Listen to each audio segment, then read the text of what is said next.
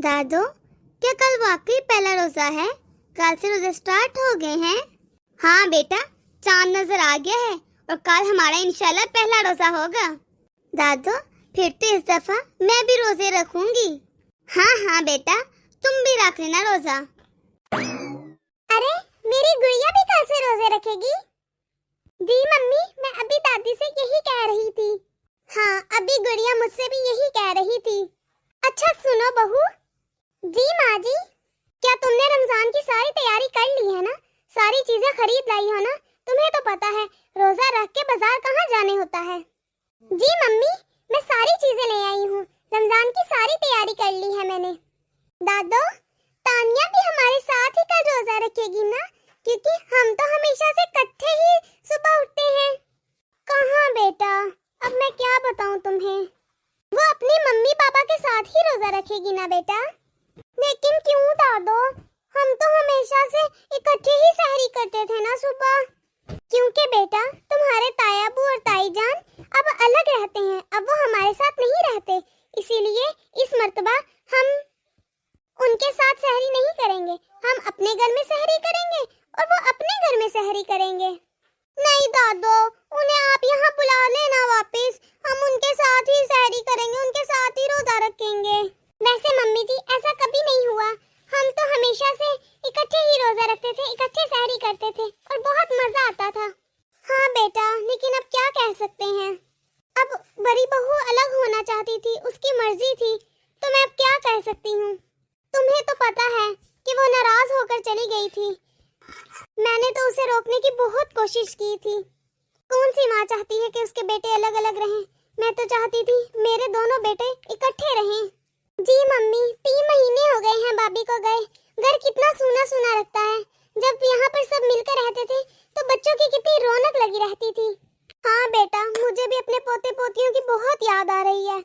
कैसे वो दादी दादी करते मेरे पास आते थे। कितने सख्त दिल है मेरा बेटा और बहू। 3 महीने हो गए हैं, एक दफा भी मिलने नहीं आए और ना ही बच्चों को मिलवाने भेजा है। ऐसी भी क्या नाराजगी, अब खत्म कर दे। मुझे वो दिन आज भी याद है। बस मम्मी जी, मैं और मजीद जॉइंट सिस्टम के साथ नहीं रह सकती। मेरे बच्चे अब बड़े हो गए हैं, उनको अलग अलग अपने अपने रूम चाहिए। और मेरे शौहर की इतनी हैसियत है कि मैं उसे अलग किराए के मकान पर ले जाऊं और उन सबको उनकी सबकी ख्वाहिशात को पूरा करूं, उन्हें अलग अलग रूम दूं।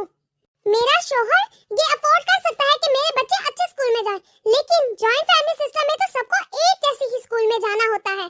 मैं कोई सेविंग भी नहीं कर सकती। मेरा शौहर सब कुछ लाकर आपके हाथ में थमा देता है।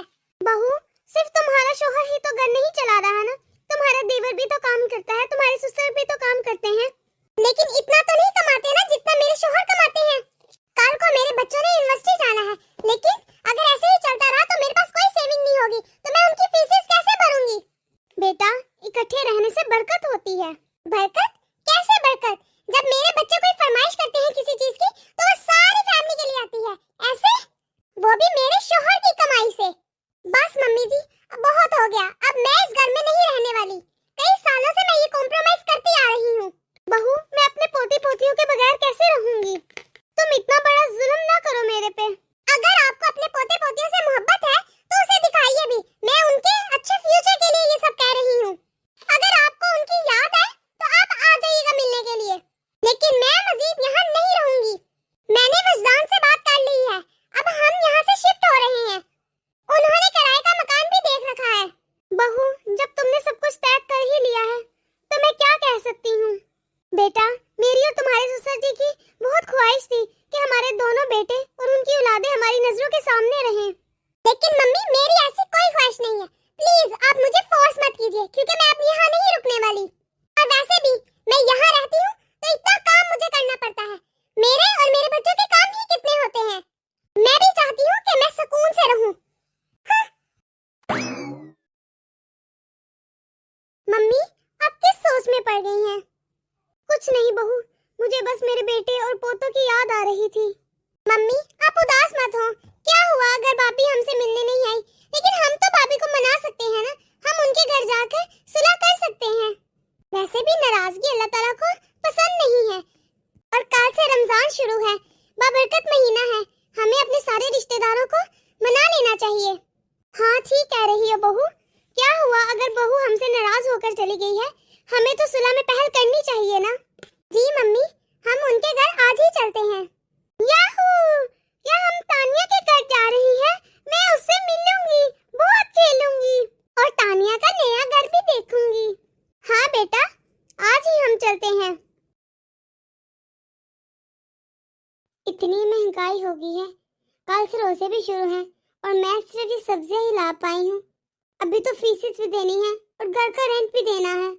कल लगता है दूध वाला भी आएगा, उसे भी देने हैं पैसे। आखिर मैं क्या करूँ?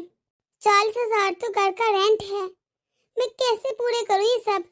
मैंने तो सोचा था नई घर में जाऊंगी, अलग से रहूंगी तो ऐश करूंगी, सेविंग करूंगी, लेकिन यहाँ तो खर्चे ही नहीं पूरे होते। सेविंग कहाँ से करूं? मुझे लगा मेरे शोहर की प्रमोशन हो गई है और उसकी तनख्वाह 2 लाख है और ये बहुत ज्यादा होती है, तो मैंने सोचा मैं तो बहुत ज्यादा कुछ करूंगी इसका। लेकिन महीने के आखिर में मेरे हाथ कुछ आते ही नहीं। सेविंग तो दूर की बात, मुझे तो शॉपिंग की इतना अरसा हो गया है। मम्मी के घर थी मैं तो मैं कितनी शॉपिंग करती थी, लेकिन यहाँ तो मैंने शॉपिंग भी नहीं की।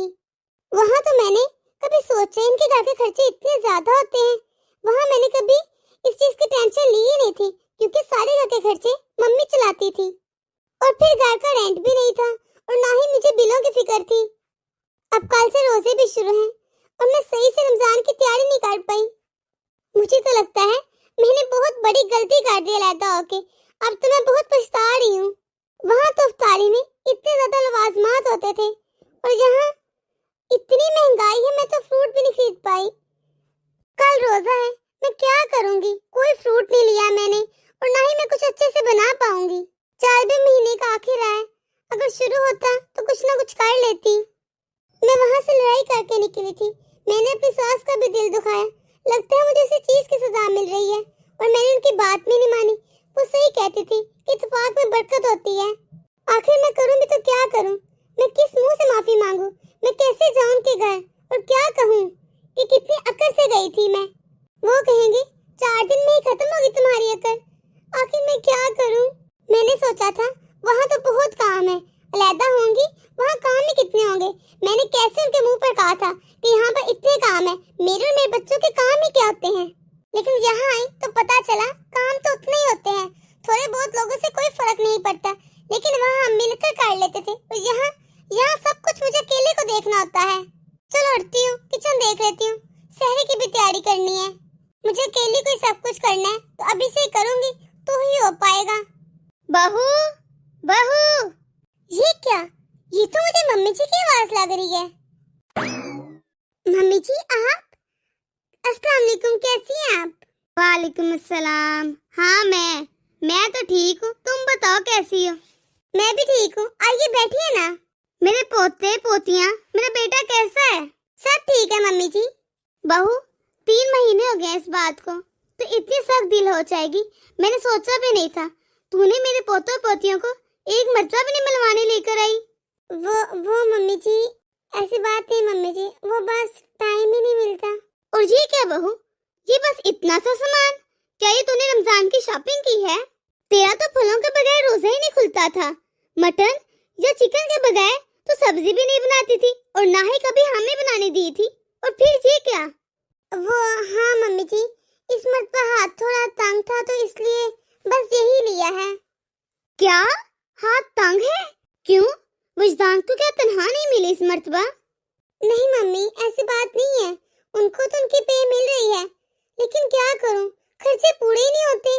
40,000 से इस घर का रेंट निकल जाता है, फिर बच्चों की फीस, वैन और भी इतने खर्चे हैं, बिल वगैरह इतनी मुश्किल से पूरे होते हैं। मैंने तो सोचा था कि मैं अलहदा रहूंगी और सेविंग करूंगी, शॉपिंग करूंगी, लेकिन यहाँ खर्चे पूरे हो जाए तो ही बहुत बात है। मैंने कभी घर को मैनेज किया नहीं था, उधर सब कुछ आप ही देखती थी। मैंने कभी सोचा ही नहीं कि इतने खर्चे होते होंगे। मम्मी आप ठीक कहते थे इत्तेफाक में बरकत है, तब मैं कभी इसके बारे में सोचती नहीं थी। मैंने आपकी बात को अहमियत दी नहीं थी, लेकिन अब मुझे इस बात का एहसास हो रहा है कि मैं गलत थी। मैंने अलहदा होकर बहुत बड़ी गलती कर दी, लेकिन मैं क्या करती अब? मैं किस मुंह के साथ आपके पास आती और आपको क्या बताती, क्या कहती? जिस बात पर मैं इतना अकड़ के गई थी कि मेरे शोहर की पे सबसे ज्यादा है और मैं ऐश करूंगी और यहाँ तो मेरे पास कुछ होता ही नहीं, वही बात मेरे लिए गलत साबित होगी। बहू, ये तुम कैसी बातें कर रही हो?